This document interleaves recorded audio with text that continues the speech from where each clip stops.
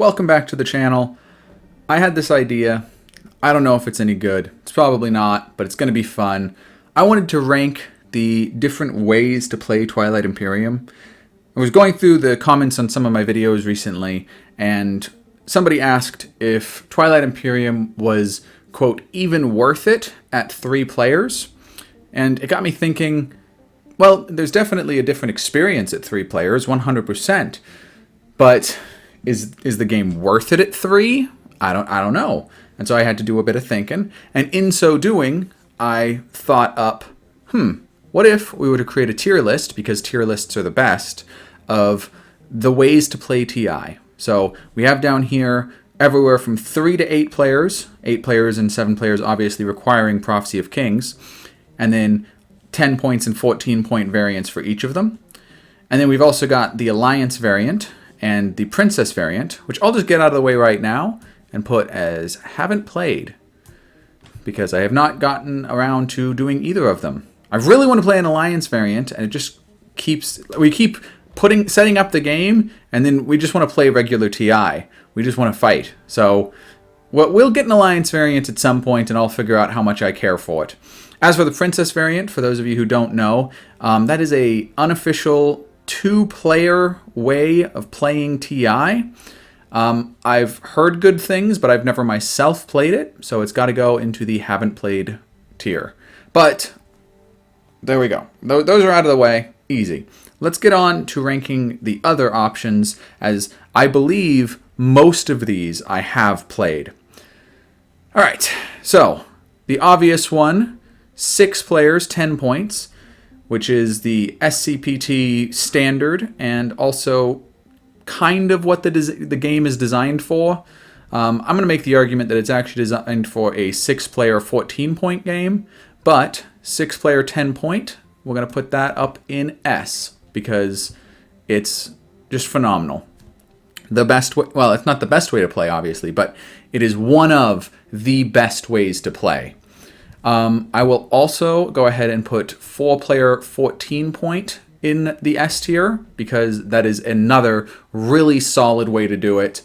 And then just below that is going to be 4-player 10-point, which is still just a great game. You're going to really enjoy it. 4-player games, they definitely feel a bit richer than 6-player games, and there's less players to interact with and to fight with. And so the galaxy being more evenly divided lends to sort of a Cold War style play. But if you make a scarce enough map and the objectives are just, if the objectives aren't encouraging turtling, then 4 players, in my humble opinion, is almost as good as 6 players. So that's why all of this is here. 7 players is in a pretty similar place to 4 players, honestly. The couple of 7-player games that I've played, I've done both 10 and 14.7-player games, and both of them were definitely A-tier experiences. It has all of the richness of a 4-player game, but also because one of the strategy cards is getting left out and there's more players to interact with, you've got a really nice 6-player experience.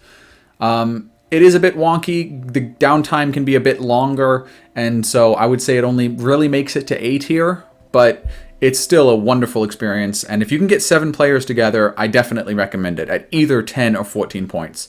If I had to say one or the other, I would advocate for 14 points, because 14-point games are just, in my humble opinion, better. I get that the standard for the community is generally 10 points, but a lot of the less powerful factions sort of get balanced out at 14 points. So for instance, a 14-point Arborak is a totally different beast than a 10-point Arborak, because they have time to get their engine going.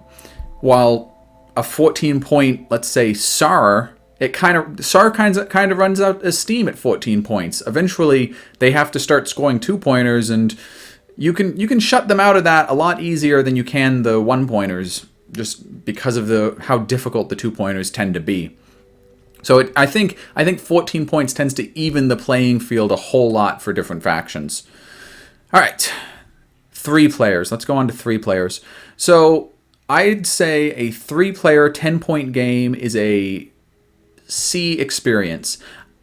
Obviously, 3 players can work, and it could be a B, but I'm gonna put it in C. It's not bad necessarily, but it's definitely not a very. It can go one of two ways. It can either be a ton of fun with a super tight game where there's lots of combat, lots of negotiation, but for that to happen, the 3 players have to be at an equal skill level, and the objectives sort of have to align. And the map, I recommend it be a little bit poorer than you'd otherwise make it, because you want people to be fighting over resources. What can happen in a 3-player game, and it has happened in some of my 3-player games, is 2 players will simply team up against 1, eat their slice, and then simply do a cold war to the finish.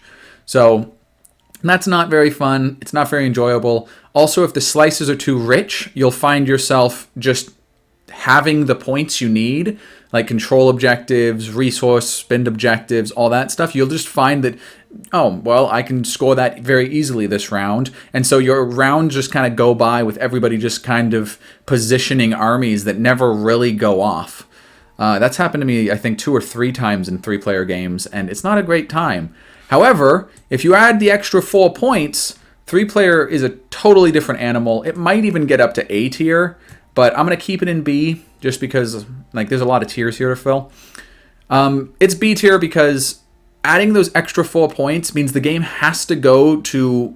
It basically forces the galaxy to become scarcer because 2-point objectives are so costly. So I'm having 7 structure... No, that's a bad example. Spend 16 resources. That's a lot harder than just spending 8 resources. And so people might actually have to start fighting and breaking up those alliances that were formed in a 10-point game.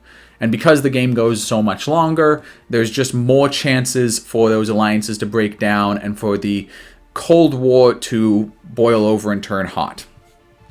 So that is why I'm thinking 3 players in B tier, and 14 points in B, and 10 points in C. Finally, we've got... Well, not finally. We've got a whole bunch more. What am I talking about? But I will never play a 5-player game if I can avoid it. I don't see any real distinction between 10-point and 14-point 10-player game. 14-point is probably harder, and it's going to go longer. This is probably the biggest slog, and it might be the worst option, just because I want the 10-player game to be over as quickly as possible. The fact that only 5 strategy cards get picked every round means that it's just the game does not function like that.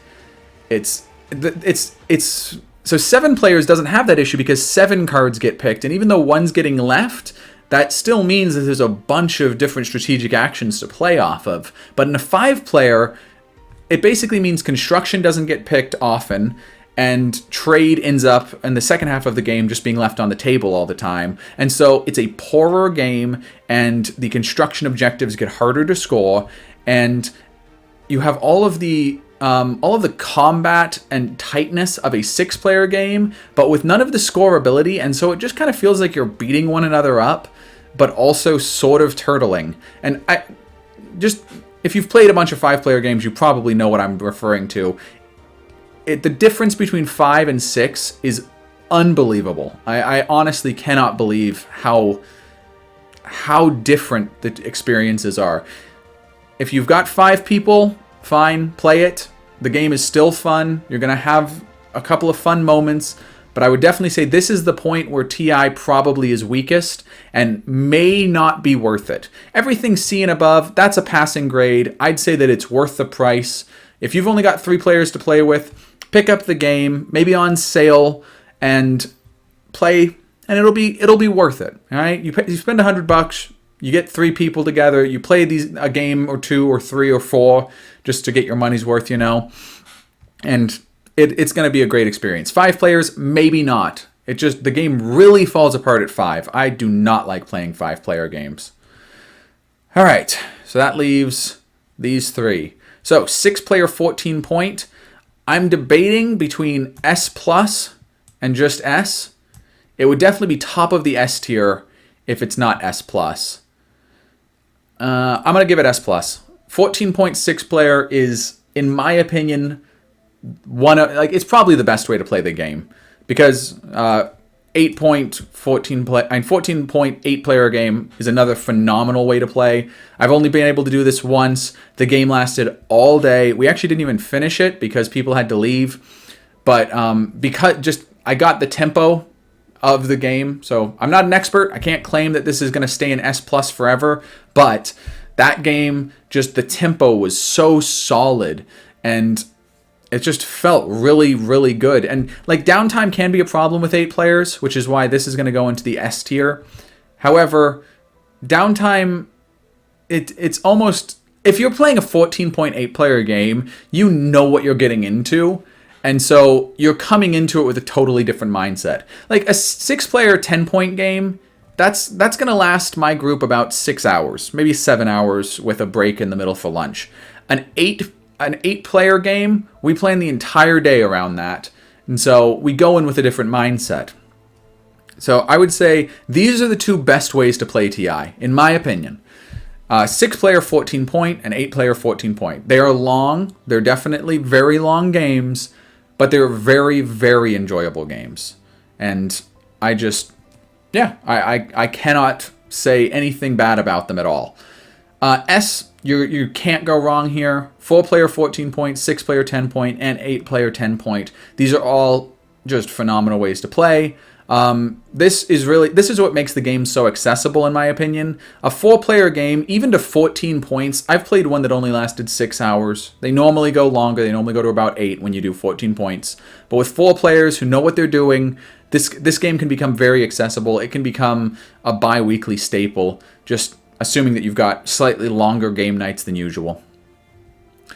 7 players is enjoyable. It doesn't rank up here with the rest. 4-player 10-point is solid. It's very. You definitely have to make adjustments to the map in order for this game to go off without a hitch. You want fewer rich planets. You definitely don't want to. You want the map to be tighter, and you want there to be fewer rich planets, and that way people are encouraged to fight rather than turtle. But hey, maybe extra is really good. I don't think I've ever played extra in a 4-player 10-point game. Then there's 3-player 14-point. This is the best way to play 3 players for sure. But I've already gone over all my reasoning here. I'm just trying to summarize. And then we've got 3-player 10-point, and then finally 5 players, which is just, man, I just do not like 5-player games. And eventually I will play the Princess variant, and I will play the Alliance variant. If I had to guess, I would say the Alliance variant is probably B tier, and the Princess variant is probably C tier. If I had to guess, just based off of the rule set and my understanding of how TI gets played, Alliance would obviously depend on the number of people. Like an Alliance with 8 players could probably go up to A, whereas an Alliance with only 4 players would probably go down to C. So I think Alliance is solid in B, but as I said, I haven't played either of the variants. But yeah, that's my list. That's the 100% correct tier list for the number of players and the number of victory points that you should play to in TI. I hope that you enjoyed. I hope that you learned something, or I hope that you at least don't go into the comments and just start flaming my picks. And for you new players who want a place to start, I'd actually probably start with a 6-player 10-point game, just so that you can appreciate the 6-player 14-point. But if you want to go hard first, just straight out the gate, go hard and do a 6-player 14-point game, and you will never look back. TI will quickly become your favorite board game of all time. Also, I'm pretty sure that Dane agrees with me that 14-point is the better option, because I'm pretty sure that's actually in the Prophecy of Kings rulebook. I can't remember exactly, but I'm going to check that out once I stop recording this video, because I'm pretty sure that they recommend 14 points in the rulebook. All right, so that's that. I hope you enjoyed, and I will see you on the next one. Cheers!